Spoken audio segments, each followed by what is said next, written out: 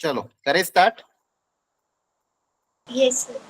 ठीक है, पिछली क्लास में हमने पीरियोडिक फंक्शन लास्ट स्टार्ट कर दिया था, थोड़ा थोड़ा उसी को आगे कंटिन्यू करते हैं। ठीक है, मैंने आपको ये सिखाया था कोई भी फंक्शन पीरियोडिक कब होता है, जब एक फिक्स इंटरवल, एक फिक्स लेंथ के बाद अब उसका ग्राफ या फिर उसकी वैल्यू बार बार रिपीट करे, उस फंक्शन को पीरियोडिक बोलते हैं। ग्राफिकली भी हम देख सकते हैं, और एल्जेब्रिकली अगर चेक करना है पीरियोडिक के बारे में तो ये रिजल्ट आता है कि फंक्शन की वैल्यू x प्लस टी पे वापस fx आ जाए। If f of x plus t equal to fx तो फंक्शन पीरियोडिक होगा विद पीरियड t। अब यहाँ पे दो तीन चीज ध्यान से देखो, जो पीरियड होता है पॉजिटिव होना चाहिए, पहली बात तो पीरियड t कैसा होना चाहिए, positive real number, and second smallest t लेना है, उसी को हम बोलते हैं फंडामेंटल पीरियड। स्मॉलेस्ट टी लेना है और उसी को हम क्या बोलते हैं, फंडामेंटल पीरियड। आपको मैंने कल एग्जांपल भी बताया था जिसमें अलग अलग फंक्शन के अलग अलग पीरियड आ रहे थे, है ना। अब जैसे साइन एक्स है, कोई बोलेगा साइन एक्स का पीरियड तो 2 पाई भी हो सकता है, 4 पाई भी हो सकता है, लेकिन हमको क्या लेना था, 2 पाई स्मॉलेस्ट लेना था। कुछ और एग्जांपल भी हमने देखे थे, तो मुझे एक बार याद करा दो। मान लो यहाँ पे मैं फंक्शन लिख रहा हूँ एफ एक्स, आपको उसके पीरियड बताने कि पीरियड उसका क्या होगा।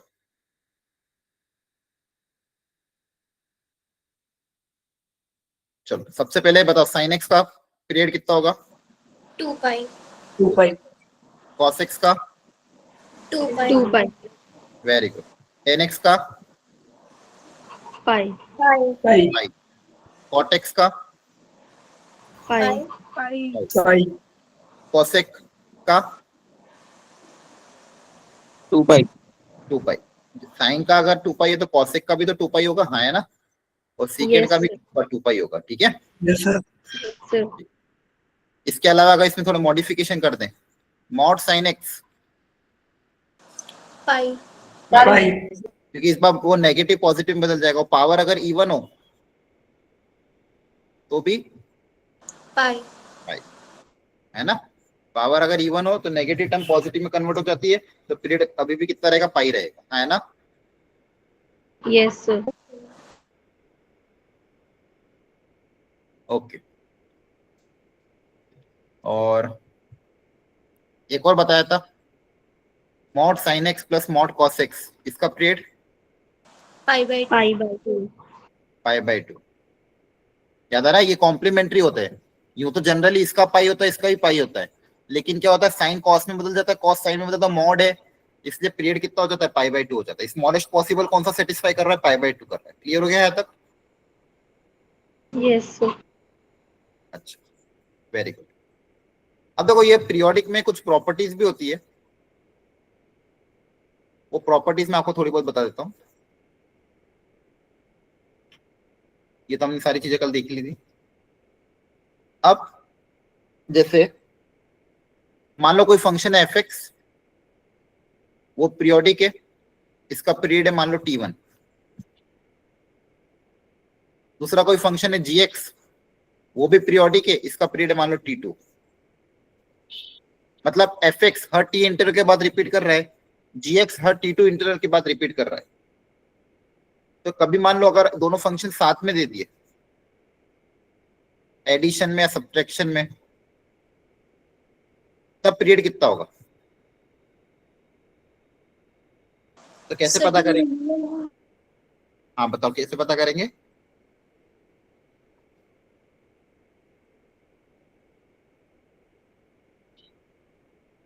क्वेश्चन का मतलब समझ में आया? एफ एक्स एक फंक्शन है जिसका पीरियड है t1, जी एक्स एक फंक्शन है जिसका पीरियड है t2। ठीक है, क्लियर है?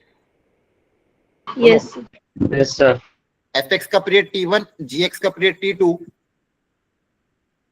अगर दोनों फंक्शन साथ में आ गए तब पीरियड कितना होगा, तो कैसे पता करेंगे? तब उन्होंने बोला इसमें तो लॉजिक बहुत आसान है, आपने 10th में भी सीखा था, मतलब ये नहीं सीखा था, इसका लॉजिक 10th में सीखा था। आपने बचपन में वो क्वेश्चन किए होंगे कि एक स्कूल में 2 क्लासेस हैं, 10th और 11th। जो क्लास 10th है उसकी जो बेल है हर 45 मिनट्स के बाद बजती है। 45 मिनट में बेल बजी, फिर 45 मिनट्स में बेल बजी, फिर 45 मिनट में बेल बजी, है ना। समझ में आ रहा है? जो क्लास 10 थे उसकी बेल हर 45 मिनट्स में 45 मिनट्स में पहली बेल, 45 मिनट्स में दूसरी बेल, फिर 45 मिनट्स में तीसरी बेल, ऐसे हर 45 मिनट में उसकी घंटी बजती जा रही है। और क्लास 11 थे वो 1.5 घंटे का लेक्चर होता तो 90 मिनट में बेल बज रही, या फिर मान लो 1 घंटे में बेल बज रही है, 1 घंटे में, 2 घंटे में। तो ऐसे अलग अलग टाइम पे दोनों की बेल बजती है, एक एक घंटे, 11 की 1 घंटे बाद, 10 की 45 मिनट्स बाद। तो पूछा है कि दोनों बेल साथ में कब बजेगी, तो कैसे पता करेंगे? सर एलसीएम लेंगे। हाँ, एलसीएम लेंगे। पहली वाली 45 मिनट की बाद बज रही है, तो 45, 45, 90, 90, 90, 180। और दूसरी वाली 60 मिनट के बाद बज रही है, तो 60, 60, 120 और 180। जब दोनों के 180 हो जाएंगे तो दोनों साथ में बच जाएगी। मतलब बेसिकली क्या ले रहे, एलसीएम ले रहे, क्या कर रहे हैं, एलसीएम ले रहे हैं। या फिर अब ऐसे सोचो, एक एक जो रेसर है या फिर एक कोई ब्लॉक है, वो 3 ब्लॉक चलता है 1 मिनट में, दूसरा 4 मिनट में एक ब्लॉक चलता है, तो दोनों साथ में कब चलेंगे, क्या लेंगे, एलसीएम लेते। याद आ रहा है? वैसे यहाँ पे एक फंक्शन पीरियोडिक है जो T1 लेंथ के बाद रिपीट हो रहा है, दूसरा T2 लेंथ के बाद रिपीट हो रहा है, दोनों साथ में कब रिपीट होंगे, तो क्या लोगे, एलसीएम ले लोगे। क्या ले लोगे, एलसीएम। तो यही कॉन्सेप्ट लगा। तो जब भी दो फंक्शन साथ में आ जाए, एक का पीरियड है T1, दूसरे का पीरियड है T2, और आपको दोनों के साथ के फंक्शन का पूछा है, तब आप क्या ले लोगे, तो इसका पीरियड क्या हो जाएगा, LCM of T1 and T1 T2। LCM of T1 and T2। थोड़ा बहुत लॉजिक समझ में आया? ठीक है, यस सर। लेकिन बस ध्यान रखना ये कुछ कुछ जगह एप्लीकेबल नहीं होगा, जब जहाँ पे स्पेशल फंक्शन कॉम्प्लीमेंट्री टाइप के फंक्शन आ जाएंगे वहां ध्यान रखना है, वहां पे एप्लीकेबल नहीं होगा, है ना, क्योंकि वहां पे स्पेशल फंक्शन है कॉम्प्लीमेंट्री, तो वहां थोड़ा सा बस ध्यान रखना, बाकी जगह अप्लाई कर सकते हैं। अब बात यह है कि एलसीएम कैसे निकालें। एलसीएम निकालते टाइम भी कुछ ध्यान रखना पड़ेगा। अगर मान लो फ्रैक्शन आता है तो तब दिक्कत आती है एलसीएम निकालने में बहुत सारे बच्चों को। जैसे मान लो अगर मैं सिंपल लूं,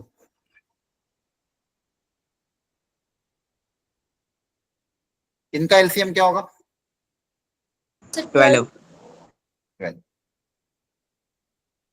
लेकिन अगर मान लो मैंने फ्रैक्शन ले लिया,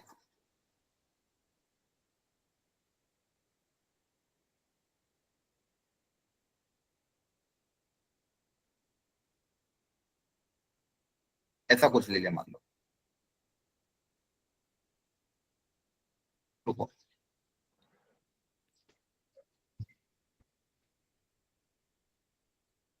कुछ भी रैंडम ले लिया, दो फ्रैक्शन ले लिए, दो फ्रैक्शन का एलसीएम कैसे निकाल देते हैं, ये भी बच्चों, माइक ऑफ करो।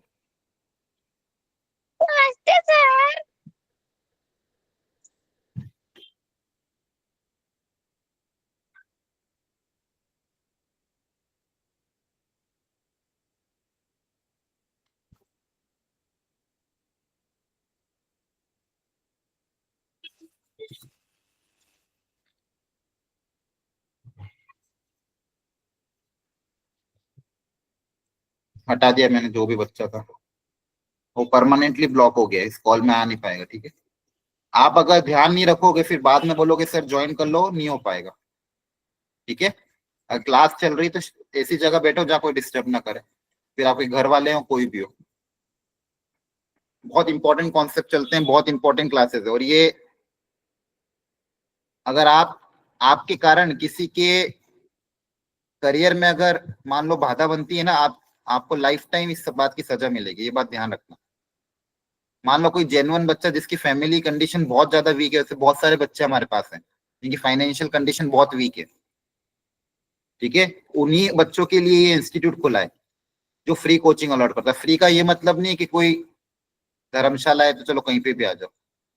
अगर आपके कारण किसी ऐसे जेन्युइन बच्चों का टाइम वेस्ट होता है यार, उसकी पढ़ाई में दिक्कत होती है, कल से अगर उसके सिलेक्शन में कोई प्रॉब्लम आ गई, आपको मतलब क्या ही बोलूं, फिर आपके साथ क्या ही होगा लाइफ में आगे। वो ऐसा पाप, जो पाप समझो तो पाप चढ़ेगा, या फिर ऐसा कुछ होगा कि फिर प्रॉब्लम आ जाएगी। इसलिए कभी भी जानबूझ के भी या कुछ भी ऐसी हरकत कभी मत करना किसी के साथ भी कि आपके कारण किसी का टाइम वेस्ट हो। क्लियर है? ये चीज हमेशा Yes, sir. हमेशा सपोर्ट करना है, किसी को हेल्प की जरूरत है सपोर्ट करो, लेकिन किसी की कोई पढ़ाई कर रहा है, अगर उसकी उसमें अगर इस तरह की उलझने डालोगे तो बहुत दिक्कत आएगी। ठीक है, हम जो टीचर्स यहाँ पढ़ा रहे हैं, हमारे ऑर्गेनाइजेशन में जुड़ने का भी कारण यही था, क्योंकि यहाँ पे हम लोग ऐसे बच्चों की हेल्प कर पाते जिसको जेन्युइनली जो मेहनत करना चाहता है, जिसको जरूरत है, राइट। ठीक है, अब तो यहाँ पे बहुत फंडामेंटल कॉन्सेप्ट है कि फ्रैक्शन का एलसीएम कैसे निकालें। किसी को याद है या फिर किसी को पता है कि फ्रैक्शन का एलसीएम कैसे निकालते हैं? सर न्यूमरेटर वाले को पहले मल्टीप्लाई कर देंगे दोनों को, देन जो हमारे डिनोमिनेटर में उनका एचसीएफ लेके फिर उसको डिवाइड में रख देंगे। हाँ, आपने बताया तो सही है, लेकिन पूरा सही नहीं बताया, थोड़ा बहुत उसमें चेक कर दिया। देखो सुनो ध्यान से, ट्राई किया, बहुत अच्छी बात है। जब भी फ्रैक्शन, ये एक्चुअली बचपन में थर्ड फोर्थ में पढ़ाया जाता है, लेकिन हम फॉर्मूले पे इतना ध्यान नहीं देते। जब भी फ्रैक्शन आए तो फॉर्मूला लिख लो, एलसीएम ऑफ फ्रैक्शन। मान लो एक फ्रैक्शन है ए बाई बी, दूसरा फ्रैक्शन है डी बाई, दो फ्रैक्शन है, इसका अगर एलसीएम निकालना है तो एलसीएम कैसे निकालोगे? LCM of numerator and HCF of denominator. जो न्यूमरेटर है उसका आपको एलसीएम लेना है, और डिनोमिनेटर का क्या लेना है? एचसीएफ। क्लियर है? न्यूमरेटर का एलसीएम और डिनोमिनेटर का एचसीएफ। 10/7 आ जाएगा सर। हाँ, फिर तो कुछ भी आंसर है, लेकिन ये फॉर्मूला ये ध्यान रखना। तो यहाँ पे क्या हो जाएगा? 2 और 5 का एलसीएम कितना हो जाएगा? 10। 10। Yes sir. और 7 और 21 का एचसीएफ कितना हो जाएगा? 7। तो इसका एचसीएफ क्या आ जाएगा? क्लियर हो गया? Yes sir. दूसरी चीज कि अगर मान लो आपके पास दो नंबर हो ए और बी, तो चलो इसको एग्जांपल से समझा। यहाँ तक समझ में आ गया सबको? Yes sir. एलसीएम क्यों सीख रहे हैं हम? क्योंकि अगर मान लो आपके पास दो फंक्शन है अलग अलग, एक फंक्शन है एफ एक्स, एक फंक्शन है जी एक्स, और उनका आपको अगर पीरियड पूछा है, दोनों का, एक का पीरियड है टी1, दूसरे का पीरियड है टी2, तो साथ में पीरियड कितना हो जाएगा? LCM of T one and T2. ये फॉर्मूला है। तो एलसीएम निकालने का तरीका हम देख रहे हैं। अच्छा, एक और क्वेश्चन लेता हूँ। मान लो एक नंबर दीजिए 2, दूसरा ले लिया मान लो √3, इनका एलसीएम क्या होगा? 2 and √3। सोचो, 2 कॉन्सेप्ट √3। एलसीएम। एलसीएम का मतलब क्या होता है, पहले वो दिमाग लगाओ। Least common factor. हाँ, लीस्ट कॉमन फैक्टर नहीं, लोवेस्ट कॉमन मल्टीपल, है ना? इसका एलसीएम का फाइनल मतलब लोवेस्ट कॉमन मल्टीपल, ध्यान रखो। इनमें कौन सा मल्टीपल कॉमन होगा वो, जैसे अगर आपने अभी देखा था, मैंने पूछा था कि एलसीएम ऑफ 2n या फिर 2n कुछ भी नंबर ले लो, 6 बताओ, या फिर 2n 5 बताओ, इसका एलसीएम क्या होता है आपको बोला। अब देखो कॉन्सेप्ट समझो पहले, 2 के मल्टीपल क्या क्या होंगे? तो पहले हम मल्टीपल लिख लेते हैं 2 के। 2, 4, 6, 8, 10, 12 एंड सो ऑन। 5 के मल्टीपल क्या क्या होंगे? 10, 15, 5, 10, 15, 20 एंड सो ऑन। अब इसमें क्या देखना है? मल्टीपल लिख लिया, अब क्या देखना है? कॉमन मल्टीपल देखना है। क्या देखना है? Common multiple. तो कॉमन मल्टीपल कौन कौन सा आएंगे? एक तो 10 कॉमन आएगा, आगे जाके 20 कॉमन आएगा, है ना? अब इन कॉमन मल्टीपल कौन सा लोवेस्ट लेना है, तो लोवेस्ट कौन सा है? 10। इसलिए हम बोलते हैं इसका एलसीएम क्या है? 10 आया। क्लियर है? यस यही तो फंडामेंटल डेफिनेशन होती है। जैसे एलसीएम ऑफ 4 एंड कुछ भी ले लो, ऐसा निकाल सकते हो। अब यहाँ पे 2 और √3 है, 2 के मल्टीपल क्या क्या होंगे? 2, 4, 6, 8 एंड सो ऑन। √3 के मल्टीपल क्या क्या होंगे? √3, 2√3, 3√3, 4√3 एंड सो ऑन, है ना? यस। अब इनमें Yes, कॉमन sir. कुछ यस सर। No sir 5। कभी भी कॉमन आएगा क्या? नहीं। तो यहाँ पे इसका कोई लोवेस्ट कॉमन मल्टीपल होगा क्या? नहीं। तो क्या लिखोगे? Does not exist. ऐसा क्यों हो रहा है? कारण क्या है इसके पीछे का? क्योंकि ये जो नंबर है, ये आपका कौन सा नंबर है? रैशनल। रैशनल। और दूसरा नंबर कौन सा है? इरेशनल। ये कारण था। रैशनल और इरेशनल में कभी भी कोई कॉमन चीज आ सकती है कि कभी नहीं आ सकती, दोनों वो सेट है, डिसजॉइंट सेट है, दोनों के दोनों क्या है, डिसजॉइंट सेट है, अलग अलग है, इनमें कभी कोई चीज कॉमन नहीं आएगी, इसलिए इनका एलसीएम कभी नहीं आएगा। क्लियर हो गया? Yes. Yes, sir. चलो बताओ एलसीएम ऑफ 3n पाई।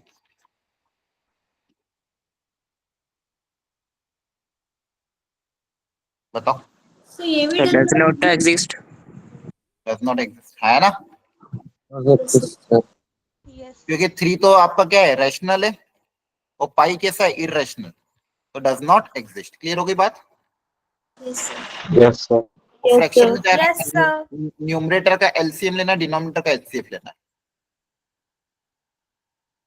चलो इन क्वेश्चंस को ट्राई करो, और बस वो ध्यान रखना जब भी आपके पास वो आए पीरियोडिक सॉरी कॉम्प्लीमेंट्री, उसमें बस ध्यान देना ये वाला फॉर्मूला अप्लाई नहीं होगा, बाकी सब जगह कर सकते हो।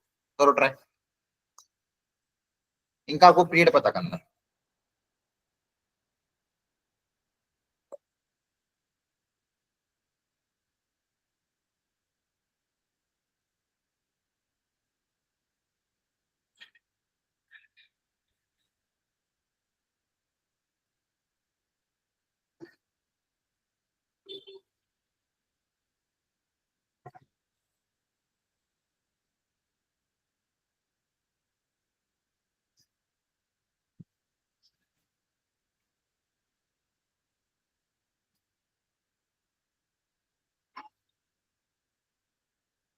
So first का पाई है।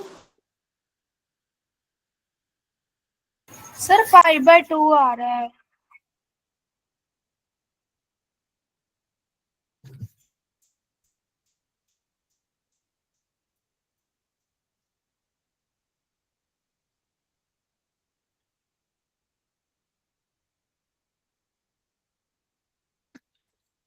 सोचो सोचो सारे सोचो। अच्छा एक मिनट रुको, सॉरी एक चीज बताना रहेगी, सॉरी बच्चों, एक ये बी पार्ट करने में उसमें दिक्कत आएगी बस। अच्छा फर्स्ट वाला तो कर ही सकते हो, फर्स्ट में क्या होगा, 5/2. 5/2. Very good. देखो पावर इवन है और दोनों की पावर सेम है, तो पाई तो सेटिस्फाई करेगा इसी, लेकिन पाई/2 भी सेटिस्फाई करेगा, Yes. Yes sir. कॉम्प्लीमेंट्री इसलिए। सेकेंड वाला भी छोड़ो, सेकेंड का तरीका सिखाता हूँ। सेकेंड वाले में क्या होगा, कॉस का पीरियड कितना होता है, 2 पाई। 2 pi. फ्रैक्शनल पार्ट का पीरियड कितना होता है, 0 से 1. 1 0 1। to 1. हाँ तो 1 होगा ना, लेंथ तो 1 होगी ना। Yes. Yes, sir. तो एफएक्स का पीरियड कितना होगा, कैसे निकालेंगे, LCM लेके. एलसीएम लेंगे। क्या लेंगे, एलसीएम है ना। Yes, sir. Yes sir. एक का पीरियड है 2 पाई, एक का पीरियड है 1, दो फंक्शन साथ में एडिशन में, तो पूरे का पीरियड निकालने के लिए दोनों का क्या लेंगे, एलसीएम। तो इनका एलसीएम क्या आएगा, So it does not So exist. does not exist. Very good. Irrational. एक इरेशनल है दूसरा रैशनल है, क्या लिखोगे, Does not exist. मतलब ये क्या हो जाएगा, नॉन पीरियोडिक फंक्शन, क्या हो जाएगा, नॉन पीरियोडिक। क्लियर है? Yes. ध्यान रखना, वन क्या है, रैशनल नंबर है, और 2 पाई क्या है, इरेशनल, तो इनका कभी भी पीरियड निकाल ही नहीं सकता, मतलब एलसीएम आ ही नहीं सकता। अभी fourth part, cos of cos x और कॉस ऑफ साइन एक्स। यहाँ पे भी देखो कौन सी वैल्यू सेटिस्फाई कर रही है, स्मॉलेस्ट वैल्यू, पाई के पाई/2 के क्या कर रही है, कि 2 पाई। देखो ध्यान से, इस केस में कौन सी वैल्यू सेटिस्फाई कर रही है,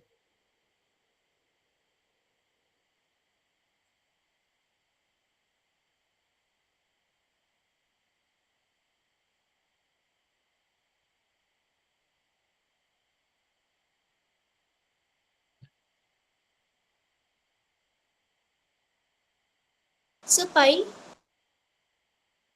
पाई कर रही है क्या, ठीक है, पाई से छोटी कोई तो नहीं कर रही है। No, sir. अच्छा दोनों रख के देख लेते हैं एक बार, जैसे f of x plus pi रख के देखेंगे। देखो बच्चों क्या होगा, cos x plus pi plus cos of sine of x plus pi. तो cos of pi plus theta कितना होता है? कॉस थीटा ही होता है, सॉरी माइनस कॉस थीटा होता है। Yes. और sine of pi plus theta भी माइनस साइन थीटा होता है। थर्ड क्वाड्रेंट में दोनों ही नेगेटिव होते हैं, है ना? Yes, sir. लेकिन कॉस के अंदर नेगेटिव का कुछ फर्क पड़ता है क्या? कॉस ऑफ माइनस थीटा और कॉस ऑफ थीटा सेम होता है? Yes. Yes, sir. कॉस वाला जो होता है फर्स्ट और फोर्थ क्वाड्रेंट में सेम होता है, तो cos of theta and cos of minus theta क्या आता है? सेम ही आता है। तो ये वापस एफ एक्स आ गया। तो पाई तो सेटिस्फाई कर रहा है, लेकिन मुझे चेक करना है कि पाई बाई टू तो नहीं कर रहा है। अगर पाई बाई टू रख के देखोगे, pi by two plus x, sine of pi by two plus x. देखो ये कॉस किस में कन्वर्ट हो जाएगा? साइन में। और वो वाला कॉस साइन किस में कन्वर्ट हो जाएगा? कॉस में। और माइनस का कुछ फर्क नहीं पड़ेगा वापस। तो देखो वापस एफ एक्स आ रहा है। इसका भी पीरियड कितना हो Yes, जाएगा? sir. Pi by to. यहाँ पे भी कॉम्प्लीमेंट्री वाला वर्क कर रहा था। देखो पावर वहां पे इवन थी और यहाँ पे क्या था? कॉस। तो इवन पावर भी नेगेटिव को पॉजिटिव में बदल देते हैं, कॉस भी नेगेटिव को पॉजिटिव में बदल देता है ना? इसलिए वर्क करेगा। क्लियर हो गया यहाँ तक? Okay, sir. समझ में आया यहाँ तक? Yes, sir. एक और प्रॉपर्टी देखो, लिख लो नोट। इफ एफ एक्स कोई फंक्शन है,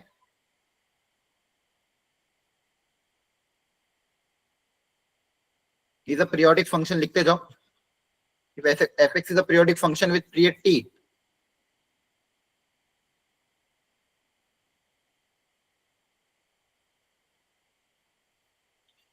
एफ एक्स कोई पीरियोडिक फंक्शन है विद पीरियड टी,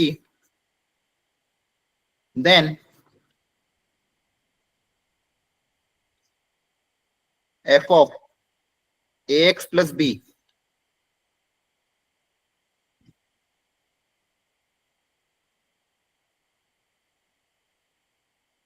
इस टाइप का function is also periodic with period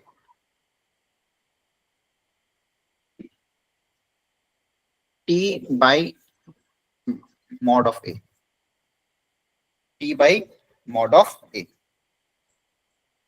इसका एग्जांपल से एक बार समझ लेते हैं। जैसे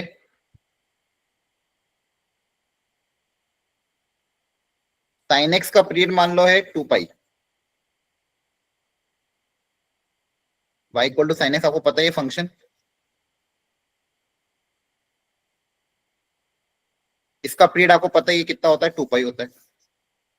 तो किसी ने पूछा अच्छा बताओ y equal to sine of 3x का पीरियड कितना होगा? अब दोनों फंक्शन में अंतर क्या है? एक जगह साइन एक्स है, एक जगह साइन 3x है। बस x का कोफिशिएंट 3 से मल्टीप्लाई हो गया है ना? Yes, sir. Yes, sir. तो आपका पीरियड क्या हो जाएगा? t equal to 2 pi by 2 pi by 3. By 3। जिससे मल्टीप्लाई करोगे उसके कोफिशिएंट से क्या कर दोगे? डिवाइड कर दोगे। क्लियर है? सर ये सभी फंक्शंस के लिए एप्लीकेबल है? हाँ पीरियोडिक। अगर फंक्शन पीरियोडिक है जिसका पीरियड है टी, उसका f of a x plus b अगर पूछा है तो पीरियड क्या हो जाएगा? T by a. बस देखो एडिशन से कुछ फर्क नहीं पड़ता है। एक्स में अगर कुछ ऐड करोगे तो पीरियड वही रहेगा। अगर कोई पूछता है y equal to sine of x plus 2 का पीरियड क्या होगा, तो अभी भी 2 पाई ही रहेगा। एडिशन सब्ट्रैक्शन से फर्क नहीं पड़ता कभी भी। एडिशन या सब्ट्रैक्शन से फर्क नहीं पड़ता, पीरियड में कोई चेंज नहीं आता है। बस मल्टीप्लाई से फर्क पड़ता है कि अगर एक से मल्टीप्लाई कर दिया तो पीरियड में क्या हो जाएगा? डिवाइड हो जाएगा। आ रही बात समझ में?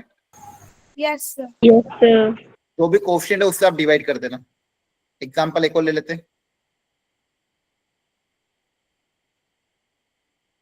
बताओ इसका पीरियड क्या होगा?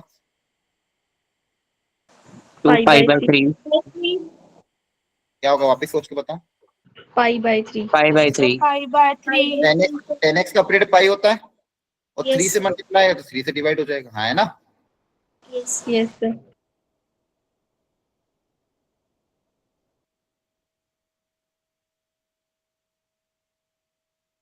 अब कैसे डिवाइड करेंगे बताओ? कोफिशिएंट क्या है, 3/2 है ना, x का कोफिशिएंट क्या है 3/2, तो 3/2 से डिवाइड कर दो। आ रही बात समझ में? Yes, Yes. sir. Yes, sir. कुछ नहीं करना, जो भी a है x के साथ जो भी a है उससे उससे को डिवाइड कर दो। x के साथ क्या था 3/2, तो 3/2 से डिवाइड कर दिया। क्लियर हो गया बात? Yes, sir. अब ये वाला पार्ट करो, tan 3x plus cos 5x/2, tan 3x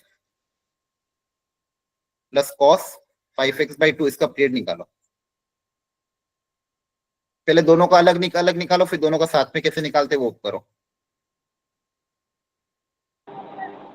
sir हो गया। हो गया? Yes sir. कितना आ रहा है? Sir 4 pi.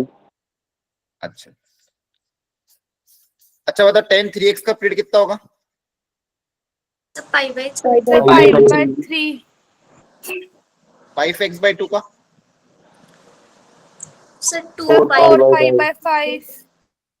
2 pi divided by 5/2, Yes, sir. 4 pi by 5 है ना। Yes sir. Yes, sir. fx का पीरियड कैसे निकालेंगे?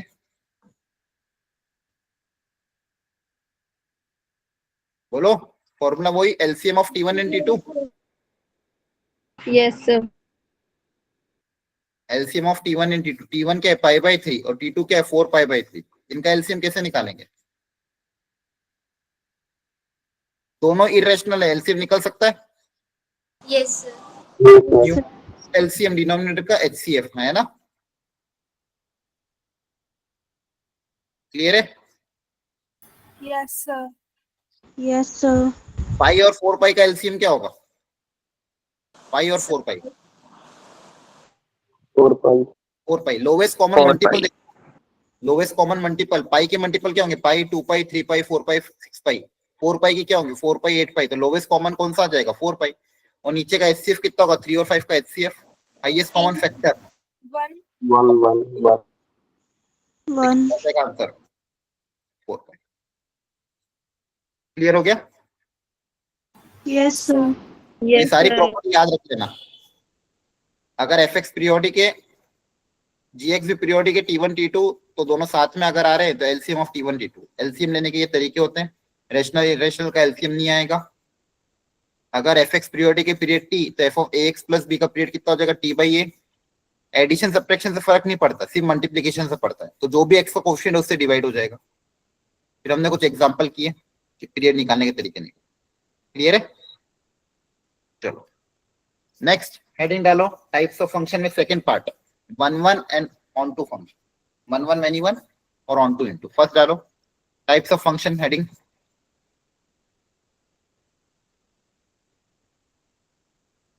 सेकंड पार्ट, उसमें पहला जो हमको पढ़ना है 1 many 1।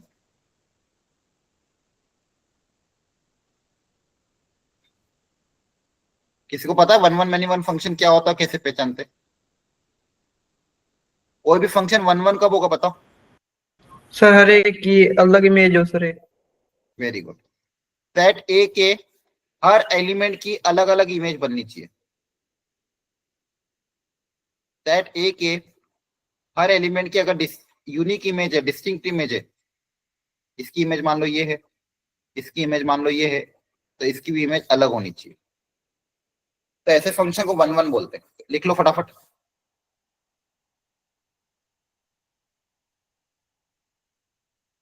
If every element of set A has a distinct image or unique image in set B, तो उसको बोलेंगे 1 उसको क्या बोलेंगे? 1 फंक्शन। 1 फंक्शन को एक नाम से और जाना जाता है, इंजेक्टिव। अब 1 को चेक करने के क्या तरीके होंगे? 1 फंक्शन को चेक करने के क्या तरीके होंगे? लिखो method. fx1 is equal to fx2। हाँ वेरी गुड। मेथड आपको स्कूल में ये वाला मेथड सिखाया क्या होगा? Yes, Yes, Yes, sir. sir. Method to check 1 function.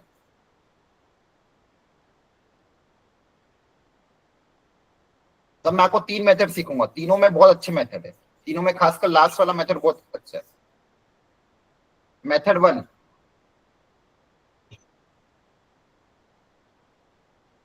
Method 1 क्या है कि आप क्या करो, एफ ऑफ x1 को एफ ऑफ x2 से इक्वेट कर दो कि मान लो दो अलग अलग वैल्यू पे x1 x2 बराबर आ रहे हैं, तो अगर इसको 1 1 होना है तो आप ये 1 1 तभी होगा, अब दो अलग अलग इमेज नहीं आ सकती है, दो अलग अलग वैल्यू की दो सेम इमेज नहीं आ सकती। बेसिकली x1 x2 पे इमेज क्या होनी चाहिए, डिफरेंट होनी चाहिए, लेकिन अगर सेम आ रहा है तो ये तभी पॉसिबल है जब ये दोनों x1 x2 भी क्या होंगे, बराबर होंगे। तो अगर ऐसा आ रहा है तो आप बोलोगे 1 1। Only solution x1 equal to x2। तो आपको क्या करना है, f of x1 equal to f of x2 से इक्वेट करना है। सिंप्लीफाई करने के बाद अगर फाइनल सॉल्यूशन में सिर्फ इतना ही आ रहा है x1 इक्वल टू x2, तो क्या बोलोगे 1 1। ये method number 1। Method number 2, graphical method. याद है किसी को ग्राफिकल मेथड क्या होता है, 1 1 को चेक करने का? Horizontal line test. Very good, हाँ, हॉरिजॉन्टल लाइन टेस्ट। क्या होता है इसका मतलब, अगर हॉरिजॉन्टल लाइन एक से एक जगह ही कट करेगी तो 1 1 होगा, एक से ज्यादा जगह कट करेगी तो मैनी 1 1 नहीं होगा। 1 1 नहीं होगा। Very good. इफ हॉरिजॉन्टल, लिख लो फटाफट, इफ हॉरिजॉन्टल लाइन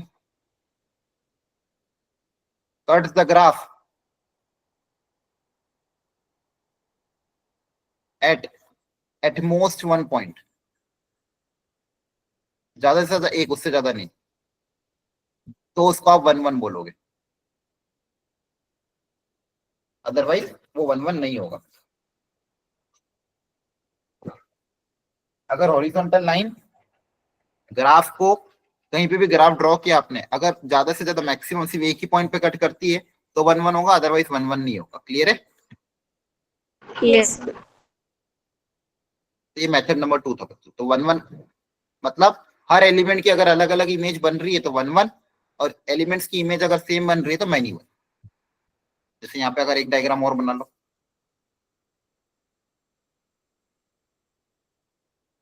ये बताओ क्या होगा?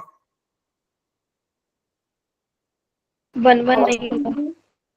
1 1 नहीं होगा सर। Sir many 1। मैनी 1 ही तो होगा। यहाँ पे देखो 2 और 3 की इमेज सेम बन रही है, और दूसरा हॉरिजॉन्टल लाइन टेस्ट। जैसे फर्स्ट वाले ग्राफ में हॉरिजॉन्टल लाइन ड्रॉ करने पे ग्राफ को दो जगह कट कर रही है तो नॉट 1 1। सेकेंड वाले ग्राफ में हॉरिजॉन्टल लाइन आप कहाँ पे भी ड्रॉ करो तो वो ग्राफ को एक ही जगह कट करेगी तो 1 1। तो हॉरिजॉन्टल लाइन ड्रॉ करने पे ग्राफ को अगर सिर्फ एक ही पॉइंट पे कट करती तो 1 1, एक से ज्यादा पॉइंट पे कट करेगी तो मैनी 1। क्लियर हो गया है तक? Yes sir. Yes, sir. अब मेथड 3 जो ज्यादा काम आएगी आपकी, लिख लो। ये थोड़ा डिफरेंशिएशन से रिलेटेड है। डिफरेंशिएशन में एक कॉन्सेप्ट होता है, अगर किसी फंक्शन का डिफरेंशिएशन ऑलवेज पॉजिटिव है मतलब वो फंक्शन इंक्रीजिंग होगा, तो किसी का डिफरेंशिएशन ऑलवेज नेगेटिव है तो फंक्शन डिक्रीजिंग होगा।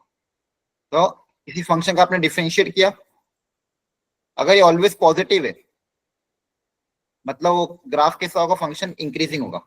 एफ एक्स कैसा होगा, इंक्रीजिंग।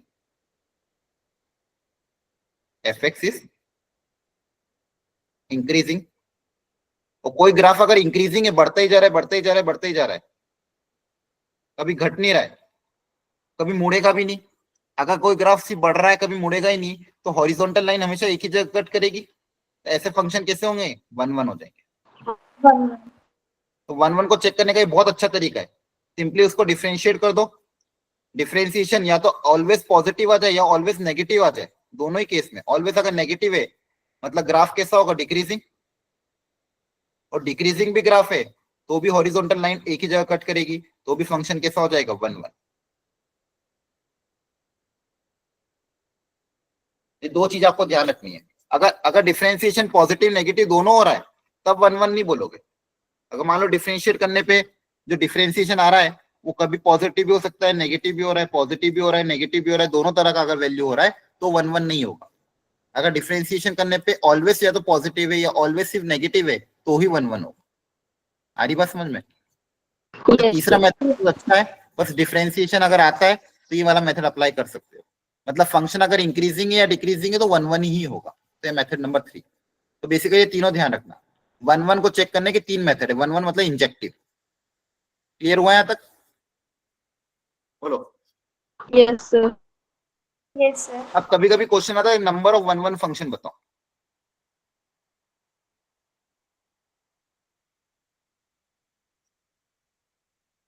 जैसे सेट ए है, सेट बी है, सेट ए में कुछ एलिमेंट है मान लो 1 2 3 4, सेट बी में कुछ एलिमेंट है मान लो ए और बी है मान लो, या सी भी है चलो, और डी भी है और ई भी है। 5 एलिमेंट है। अब पूछा कि नंबर ऑफ 1 1 फंक्शन कितने होंगे, total number of possible 1 1 function में कितने बना सकता हूं, ये क्वेश्चन पूछा गया। So 4. नहीं, टोटल नंबर ऑफ, सोचो और पॉसिबल 1 1 फंक्शन कितने होंगे।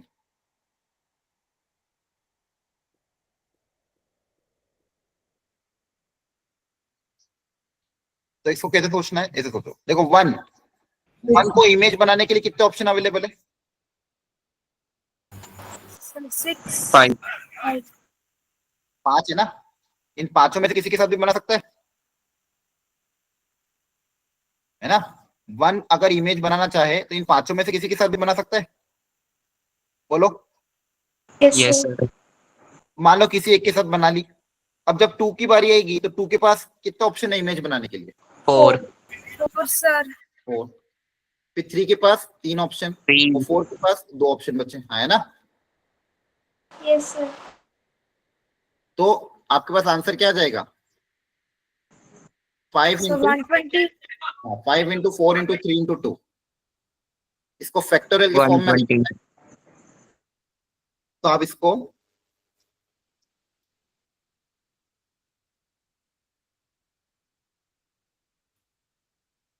वन फैक्टोरियल भी लिख सकते हो। अगर इसी क्वेश्चन को देखो ऐसा क्या होता है, यहाँ पे मान लो 3 है, यहाँ पे 5 होते हैं, तो आंसर क्या आता है? 5 इंटू 4 इंटू 3, है ना। बोलो। Yes, sir. Yes, sir. यहाँ पे अगर 3 ही ऑप्शन होते तो पहले वाले के पास 5, दूसरे के पास 4, तीसरे के पास 3 ऑप्शन, तो आंसर ये आ जाता। इसी को लिखने का तरीका क्या हो जाता? 5 factorial divide by 2 factorial, 2 factorial. That is 5 factorial divided by 5 minus 3 factorial. एक में 5 एलिमेंट थे, एक में 3 एलिमेंट थे, तो फॉर्मूला क्या आ जाएगा? इसको लिखने का तरीका क्या है? 5p3, है ना। इसको लिखने का तरीका क्या है? 5p3। 5p3 का यही फॉर्मूला होता है Yes, sir. परम्यूटेशन कॉम्बिनेशन में। तो यहाँ पे फॉर्मूला क्या हो जाएगा, ध्यान रखना। अगर सेट ए में n एलिमेंट है, सेट बी में m एलिमेंट है, और m की value greater than equal to n है, ये होनी चाहिए तभी पॉसिबल है। तो यहाँ से नंबर ऑफ 1 1 फंक्शन का फॉर्मूला क्या आ जाएगा बताओ? m m into n. p m into And n। m p n, यही हो जाएगा ना। जैसे यहाँ पे 5 थे, एक में 3 थे, तो आंसर क्या था? 5p3 आया था। यहाँ पे आंसर क्या आ जाएगा? m p n। m p n clear हो गया? n. Yes, sir. इसको लिख लो अच्छे से।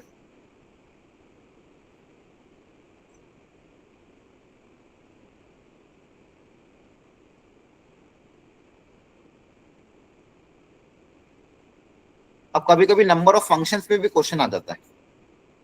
ये तो क्या बताया मैंने, नंबर ऑफ पॉसिबल 1 1 फंक्शन। एक में अगर 3 एलिमेंट है, एक में 5 एलिमेंट है, तो 5p3, ये नंबर ऑफ 1 1 फंक्शन बता दिए। अब कोई पूछे नंबर ऑफ पॉसिबल फंक्शंस कितने होंगे,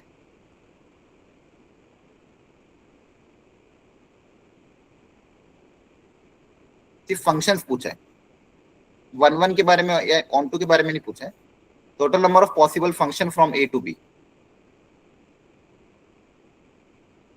जैसे ए में मान लो n एलिमेंट है, बी में मान लो m एलिमेंट है, तो total number of possible function कितने होंगे? एग्जांपल से समझते हैं।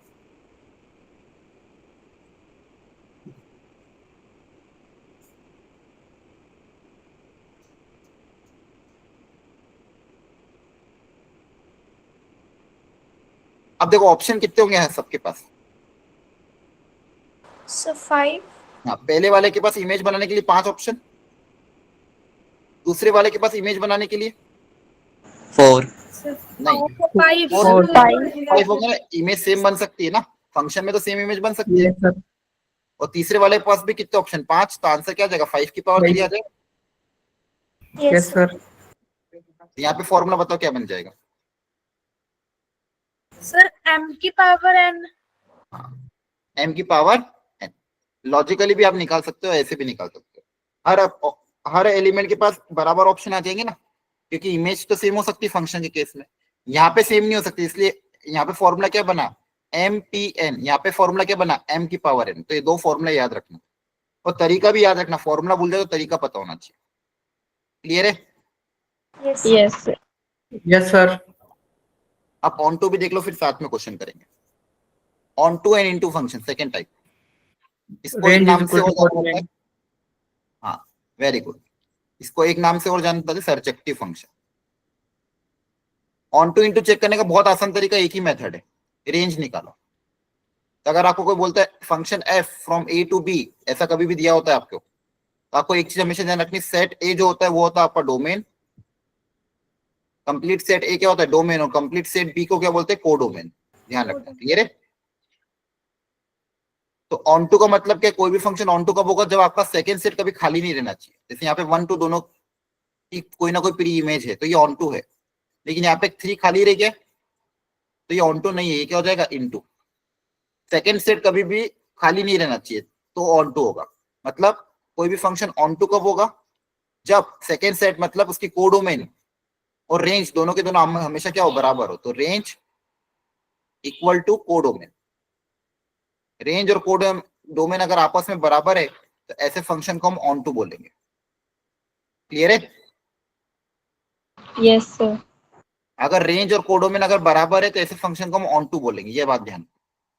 रेंज और कोडोमेन अगर आपस में बराबर है तो आपको ऐसे फंक्शन को ऑन टू। अब इसके लिए आपको रेंज निकालना आना चाहिए, तो रेंज की थोड़ी प्रैक्टिस करनी पड़ेगी। और मैंने कुछ क्वेश्चन तो पहले कराया था आपको रेंज निकालने के। तो अगर कोई फंक्शन दिया उसकी रेंज, कोडोमेन तो हमेशा क्वेश्चन में दी होगी एफ ए से भी, तो कोडोमेन तो हमेशा आपको दिया होगा।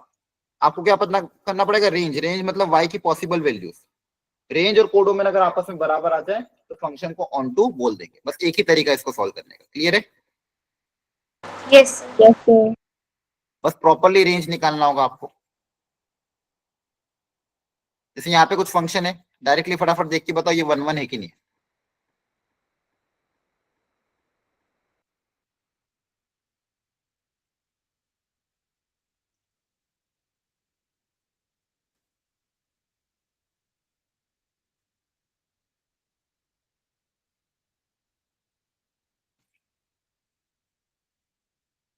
सर फर्स्ट वाला फंक्शन 1 1 है। हाँ, कैसे पता करा, कौन सा तरीका? Sir x1 equals to x2 करते हैं। हाँ, वो भी कर सकते हो या डिफरेंशिएट भी कर। तो मान लो डिफरेंशिएशन करोगे तो 2x + 2 का डिफरेंशिएशन कितना आएगा? 2 ऑलवेज पॉजिटिव है, मतलब Yes. 1 1 है ना। Yes sir. ये वाला मेथड आप अपने स्कूल में भी अप्लाई कर सकते हो, बोर्ड्स में भी अप्लाई कर सकते हो, गलत नहीं है। ठीक है, या ये मेथड आगे जाके एप्लीकेशन ऑफ डेरिवेटिव में बता भी सकते हैं। तो अब ये मेथड स्कूल के बोर्ड्स के पेपर में भी अप्लाई कर सकते हैं। सेकेंड पार्ट, y = x की पावर 5, आप इसका डिफरेंशिएट कर दोगे 5x4 आ जाएगा सर। ये गंदियां आसान है। क्या ये भी ऑलवेज पॉजिटिव होगा, है ना? ये ऑलवेज पॉजिटिव होगा तो वापस ये क्या हो जाएगा 1 1। थर्ड पार्ट में बताओ, थर्ड का डिफरेंशिएशन कितना हो जाएगा? 2x 2x। 2x। इसके बारे में कुछ बोल सकते हैं क्या? मैनुअल सर इसको तो ग्राफ से भी देख सकते हैं ना हम। हाँ कर सकते हैं, पहले इससे देखो। x² का डिफरेंशिएशन 2x आ रहा है, क्या ये ऑलवेज पॉजिटिव या ऑलवेज नेगेटिव, कुछ बोल सकते हो क्या? No sir no sir. नहीं।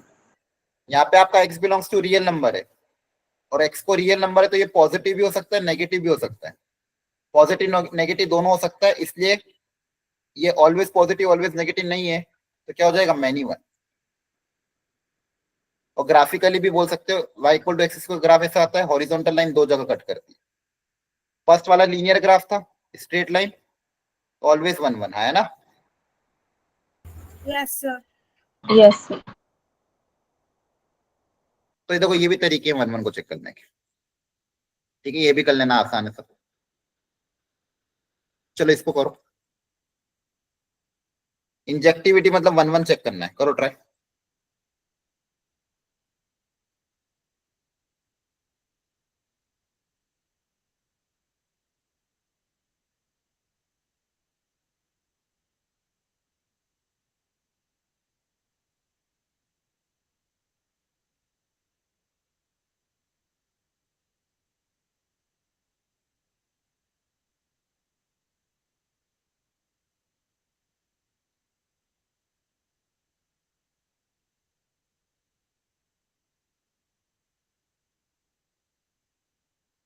Sir, many one function है ये।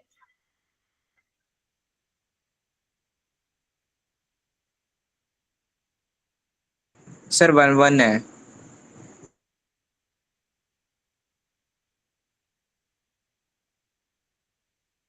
सर 1 1 नहीं है सर।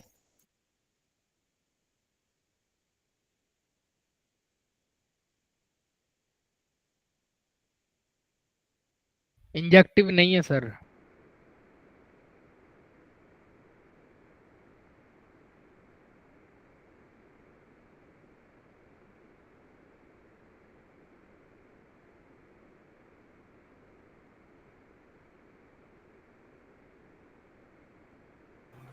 क्या आ रहा है, 1 1 मैनी 1 दोनों आ रहे हैं। Sir, many one आ रहा है। Many one. मैनी वन ही आ रहा है सर। मैनी 1 नहीं है सर। अच्छा अच्छा, देखते हैं कौन सही है। अगर आप इसका डिफरेंशिएशन आपने किया होगा, आई थिंक वही मेथड अप्लाई किया है ना। Yes, sir. Yes, sir. अब Yes, तो वो sir. याद हो जाएगा तो बहुत आसान है। डिफरेंशिएशन इसका आ रहा होगा 6x square minus 30x plus 36। तो मुझे चेक करना है ये जो क्वांटिटी है कि ये ऑलवेज पॉजिटिव या ऑलवेज नेगेटिव है क्या। इसमें 6 कॉमन आ रहा है, sir x square minus 5x plus 6। अब इसके दो फैक्टर बन रहे होंगे, minus minus two two. Minus हाँ। टू। तो ये जो चीज है डिफरेंशिएशन, ये पॉजिटिव नेगेटिव दोनों हो सकता है, हाँ, है ना। क्योंकि इस क्वाड्रेटिक का ग्राफ कैसा है, ऐसा है। तो ये Yes, dy sir. बाई ये dy बाई dx का ग्राफ है, dy बाई dx से क्वाड्रेटिक आ रही है, उसका ग्राफ है। तो ये जो ग्राफ है ये पॉजिटिव भी है और नेगेटिव भी है। तो डिफरेंशिएशन अगर पॉजिटिव नेगेटिव दोनों है तो फंक्शन कैसा हो जाएगा, Many one. Many one. Many one. ये ऑल ये जो डिफरेंस ये क्या कहते हैं, ये 1 1 कब होता, ये 1 1 कब होता, अगर कभी मान लो ऐसी क्वाड्रेटिक आ जाती, सुनना ध्यान से। मान लो y आपको कोई क्यूबिक फंक्शन दिया हुआ है,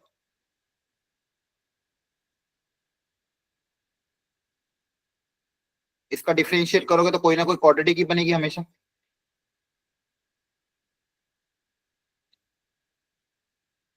मान लो ये क्वाड्रेटिक। अब इस क्वाड्रेटिक का अगर आपने डी निकाला, डिस्क्रिमिनेंट, अगर ये डी नेगेटिव आता है, डी अगर नेगेटिव आता है इसका मतलब क्या है, क्वाड्रेटिक का जो ग्राफ है डी नेगेटिव है, मतलब या तो क्वाड्रेटिक कंप्लीटली ऊपर से निकलेगी या कंप्लीटली नीचे से निकलेगी। क्वाड्रेटिक मतलब ये dy बाई dx, या तो dy by dx always positive होगा या फिर ऑलवेज नेगेटिव होगा, है ना। अगर इन दोनों में से कोई एक ही केस होगा, अगर मान लो लीडिंग कोएफिशिएंट पॉजिटिव है तो फर्स्ट वाला ग्राफ होगा। क्लियर है, समझ में आ रहा है, ये पता होना चाहिए सबको। कोई भी क्वाड्रेटिक इक्वेशन अगर है x square plus b x plus c, ये बहुत इंपॉर्टेंट कॉन्सेप्ट है, लिख लो अपनी अपनी कॉपी में। क्वाड्रेटिक का बहुत फंडामेंटल कॉन्सेप्ट है। अगर इस क्वाड्रेटिक का डिस्क्रिमिनेंट ग्रेटर देन 0 है और ए भी पॉजिटिव है तो इस क्वाड्रेटिक के बारे में आप क्या बोल सकते हो, सॉरी डी नेगेटिव है और ए पॉजिटिव है। मान लो कोई क्वाड्रेटिक है f x equal to this, इसका डी मान लो नेगेटिव है और ए पॉजिटिव है, इस क्वाड्रेटिक के बारे में हम क्या बोल सकते हैं, बोलो।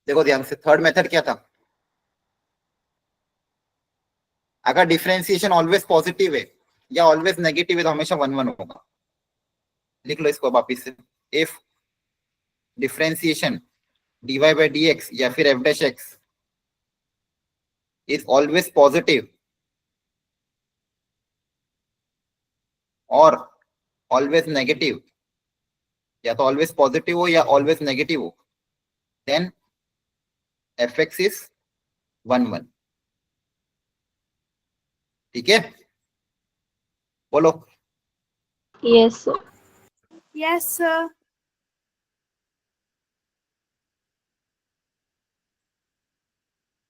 अब ये चेक करो ये ऑन टू है कि नहीं है। ये सब तो स्कूल में भी आई थिंक हो गया होगा आपके। करो ट्राई। ऑन टू को चेक करने के लिए क्या चेक करोगे, रेंज और कोडोमेन।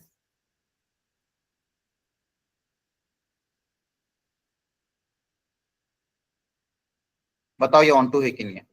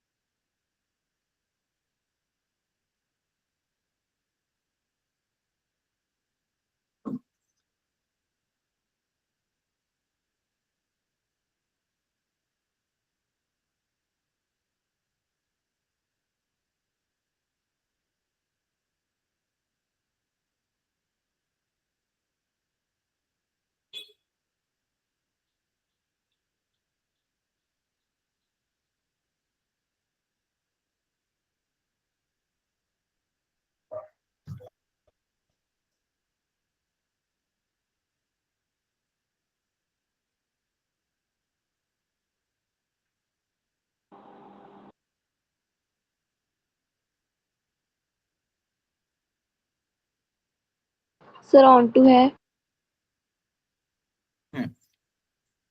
देखो रेंज निकालनी थी इसकी, कोडोमेन कितनी ये बताओ। Included oneself into. 1 to infinity दिया हुआ है, ये कोडोमेन होती है ना। बोलो। Yes, sir. Yes, sir. Yes, sir. अब रेंज पता करते हैं। देखो फंक्शन क्या दिया, y equal to x square plus 1। इसकी रेंज कैसे निकालोगे, आपको सिखाया था एक्स स्क्वायर कैसा होता है, always greater than equal to 0, है ना। एक्स स्क्वायर कैसा Yes, होता है, sir. Greater than equal to 0। तो दोनों तरफ प्लस 1 ऐड कर दोगे, एक्स स्क्वायर प्लस 1 कैसा होगा, ग्रेटर देन इक्वल टू 1। यही तो आपका y था, तो y कहां से कहां तक होगा, 1 से इंफिनिटी। तो क्लियरली यहाँ पे रेंज और कोडोमेन बराबर है। Yes, sir.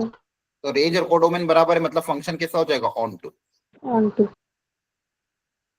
देखो रेंज निकालने की प्रैक्टिस तो करनी पड़ेगी तभी हो पाएगा, है ना। और ये आसान था, एक्स स्क्वायर प्लस 1 था, सिंपल। क्लियर हो रहा है। Yes, sir. Yes, sir. इसमें थोड़ा लॉजिक लगाओ और सोचो,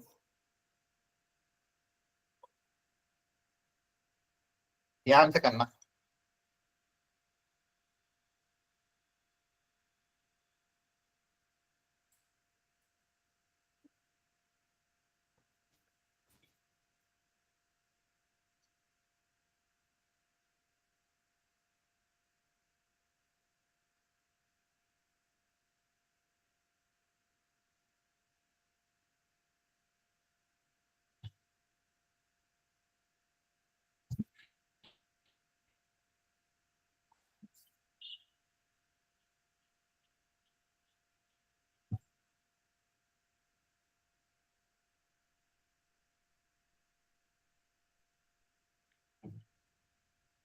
बताओ क्या आया।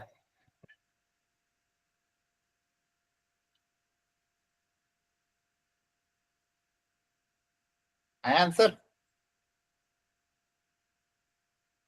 अब देखो बताओ कोडो में कितनी गिवन है? So -1 to 1. हाँ, ये कोडोमेन होती है। अब रेंज निकालने की दिमाग लगाते हैं। फंक्शन है y equal to x² - 1 upon x² + 1। अब यहाँ पे लॉजिकली सोचो, देखो ऊपर x² है, एक ऑलवेज पॉजिटिव नंबर, नीचे भी x² है ना? Yes, sir. ऊपर भी सेम नंबर, नीचे भी सेम नंबर और पॉजिटिव नंबर। ऊपर भी एक सेम नंबर है, नीचे भी एक सेम नंबर है। जो ऊपर है वो का वही नीचे है ना, x² जो नंबर यहाँ पे वही नंबर यहाँ पे। अब उस सेम नंबर में अगर मैं नीचे +1 ऐड करूँ और ऊपर -1 कर दूं, तो क्या मैं ये बोल सकता हूँ denominator is always greater than numerator? Yes, sir. Denominator जो होगा is always greater than numerator. Logically सोचो, सेम नंबर है, नंबर सेम है, Yes, sir. सेम नंबर में अगर आप Yes, +1 sir. करोगे, सेम पॉजिटिव है, वो भी पॉजिटिव नंबर है, एक पॉजिटिव नंबर में +1 करूं और सेम पॉजिटिव नंबर में -1 कर दूं, तो नीचे वाला नंबर तो हमेशा ऊपर वाले नंबर से बड़ा ही होगा। Yes sir.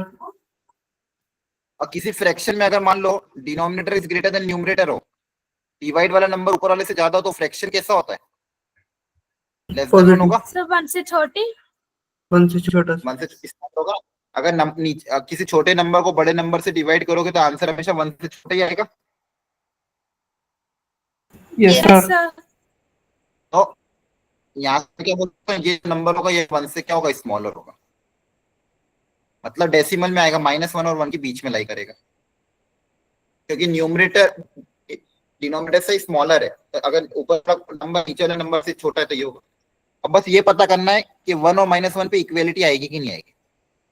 ये तो पता चल गया कि डेसिमल में आएगा आंसर, क्योंकि बड़े नंबर से डिवाइड कर रहे हैं, छोटे नंबर को बड़े नंबर से डिवाइड कर रहे हैं, आंसर डेसिमल में आएगा, मतलब -1 के 1 में बीच में आएगा।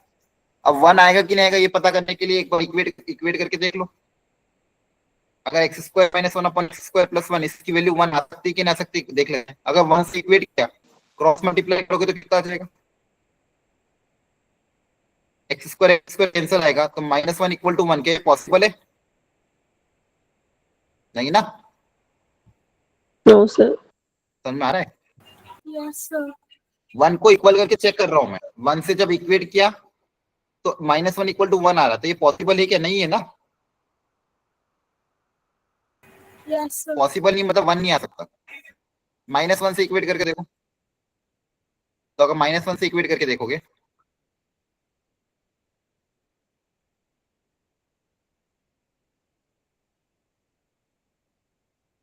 तो यहाँ से क्या आ जाएगा, 2x² = 0, तो x = 0 ये आ सकता है। यहाँ से सॉल्यूशन कितना आ रहा है, x = 0। हाँ, x = 0 वैलिड सॉल्यूशन है। x को 0 करोगे तो -1 आएगा, तो -1 पे क्या आ जाएगी, इक्वेलिटी, और 1 पे क्या आएगी, नो। तो आपका फाइनल y की वैल्यू कहां से कहां तक लाई करेगी? So -1 से 1 और 1 पे ओपन। अब देखो कोडोमेन को ध्यान से देखो और रेंज को ध्यान से देखो, क्या दोनों इक्वल है? No, sir. No, sir. No sir. Codomain में आपका आ रहा था क्लोज ब्रैकेट -1 से 1, और रेंज आपका आ रहा था क्लोज ब्रैकेट -1 से ओपन ब्रैकेट 1। तो यहाँ पे एक जगह इक्वल नहीं है, तो आप ओवरऑल क्या बोलोगे, नॉट इक्वल। तो range is not equal to codomain, तो फंक्शन क्या हो जाएगा, इनटू, ऑनटू नहीं होगा। क्लियर है? Yes, sir. Yes, sir. तो ऐसे सॉल्व करना है, बस रेंज का पता होना चाहिए। अब जैसे a sin theta plus b cos theta, ये भी बहुत स्टैंडर्ड है। क्या होगी इसकी रेंज? So pi/2. नहीं, range a sin theta plus b cos theta type के फंक्शन की रेंज क्या होती है? लिख लो ये भी, अगर ट्रिग्नोमेट्री का कॉन्सेप्ट है, a sin x या फिर a sin थीटा और सेम थीटा पे b cos थीटा हो, इसकी मैक्सिमम और मिनिमम वैल्यू क्या होती है?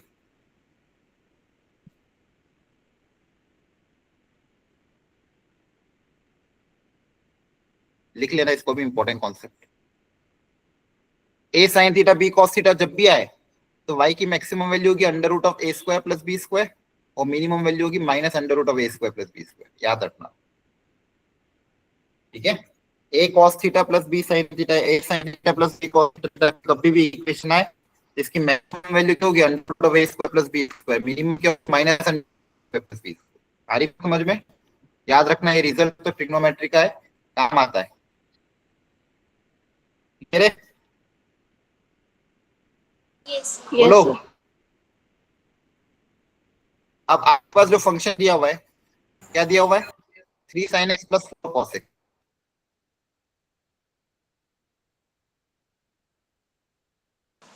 Sir, अब इसकी ये वैल्यू कहां से कहां तक लाई करेगी, under root of a square plus b square से।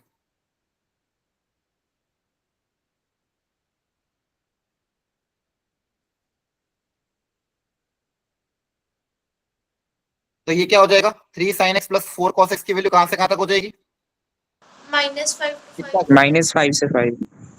-5 से 5। लेकिन इस पे मॉड लगा दूंगा तो मॉड लगाने से सारी नेगेटिव क्वांटिटी भी पॉजिटिव बदल जाती है, ग्रेटर देन 0 हो जाएगा। Yes, sir. तो ये वैल्यू 0 से 5 आ जाएगी। तो ये y था आपका, रेंज क्या हो गई, 0 से 5। वो क्या रेंज कोडोमेन के बराबर है, Yes. Sir. Yes, sir. ये फंक्शन ऑन टू हो जाएगा। क्लियर है? Yes, sir. Yes, sir. Very good. ऐसे ही और भी क्वेश्चन है, एनसीईआरटी में भी आपके पास अच्छे अच्छे क्वेश्चन दिए हुए हैं। जैसे ये एनसीईआरटी का क्वेश्चन है, ये थोड़ा आप घर पे ट्राई करना, इसको अच्छे से करोगे ना। Yes. Sir. Yes sir. ये वाला करो। यहाँ पे बोला गया एक फंक्शन है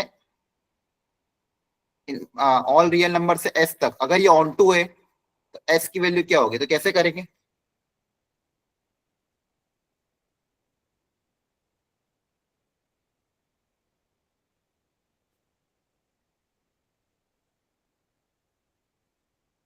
सर ये f के बाद a क्या रखा है हमको, -∞ से इंफिनिटी। हाँ ये बोला है अपन को फंक्शन दे दो ना एफ ए से बी, तो यहाँ पे क्या दिया, अब function f A to B, तो ये आपकी क्या हो जाएगी, डोमेन, और ये क्या हो जाएगी, कोड, है ना। यस ये क्या हो जाएगी, इन, और ये क्या हो जाएगी, कोडोमेन। सेट एस आपका कोडोमेन है, ऐसे निकालना है आपको। वो बोला है ऑन टू है, तो अगर फंक्शन दिया हुआ है ऑन टू है तो आप क्या बोलोगे, Range is equal to codomain. हाँ, range equal to codomain. Sir function अगर आपकी ऑन स्क्रीन टू पे है, ना लैग आ रहा है. लैग आ रहा है, यस सर। सर आवाज में भी आ रहा है बीच बीच में। Yes sir. अच्छा हो सकता है थोड़ा नेटवर्क इश्यू आ रहा है, आजकल बारिश का मौसम चल रहा है। मैं कह रहा था कि अगर फंक्शन ऑन टू है तो रेंज और कोडोमेन क्या होंगे, बराबर होंगे, आया ना। Yes. Sir. Yes. तो क्वाड्रेटिक की रेंज कैसे निकालते हैं, बताया था ये भी, फॉर्मूला याद करो क्या था, Yes. क्वाड्रेटिक की रेंज का फॉर्मूला सिखाया था आपको मैंने, रेंज निकालते टाइम। सर x की टर्म्स में ले आएंगे, y की टर्म्स में ले आएंगे इसको। नहीं नहीं नहीं नहीं,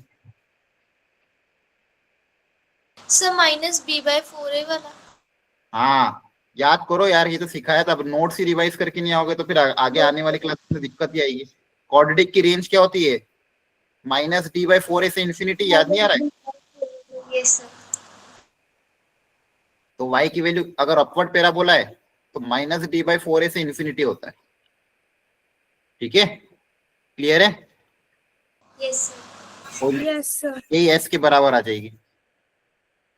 ठीक है, चलो ये एक दो क्वेश्चन और है, घर पे ट्राई कर लेना, नेटवर्क का थोड़ा इशू आ रहा है, रेंज निकालना है और कुछ भी नहीं। अच्छा मेरी बात सुनो ध्यान से, मैंने जैसे कि आपको कहा था कंपोजिट फंक्शन के लिए मैं वीडियो रिकॉर्डिंग अपलोड करूंगा, थोड़ा सा टफ टॉपिक है मतलब, लेकिन रिकॉर्डिंग बहुत अच्छे से समझा रखी है, आपको शांति से उसको सुनना और समझना है। कल से अपन इनवर्स ट्रिग्नोमेट्रिक फंक्शन स्टार्ट कर देंगे, क्लियर है? Okay, sir. तो आपके पास देखो वेडनेसडे की अपनी क्लास नहीं है, और अगली क्लास अब गुरुवार को आएगी, तो आप कोशिश करना गुरुवार तक वो कंपोजिट फंक्शन देख लो एक ही लेक्चर के, बाकी अपन इनवर्स ट्रिग्नोमेट्रिक फंक्शन पढ़ेंगे। और इनवर्स ट्रिग्नोमेट्रिक फंक्शन पढ़ने से पहले मैं चाहता हूँ कि आप अपना स्कूल का फंडामेंटल थोड़ा देख के एटलीस्ट स्कूल में आपको जितना करा रखा थोड़ा बहुत तो आता होगा। Yes, sir. NCERT का Yes, भी यस सर। तो एनसीईआरटी पढ़ के आना ताकि अपना समय बचेगा अच्छे क्वेश्चन करने के लिए। ठीक है, हम बाकी के जो दूसरे चैप्टर उसमें डिटेल में जाएंगे। ये चैप्टर ऑलरेडी आपकी स्कूल में बूट कैम्प में हो चुके हैं, तो थोड़ा सा बहुत आप पढ़ के आओगे तो आपका जल्दी फायदा होगा। ठीक है, तो आज मैं जल्दी छोड़ रहा हूँ आप लोगों को, अच्छे से इसको कवर कर लेना और कंपोजिट फंक्शन प्लीज अच्छे से देख लेना। ठीक है, okay okay, thank you everyone. Bye sir. Okay, sir.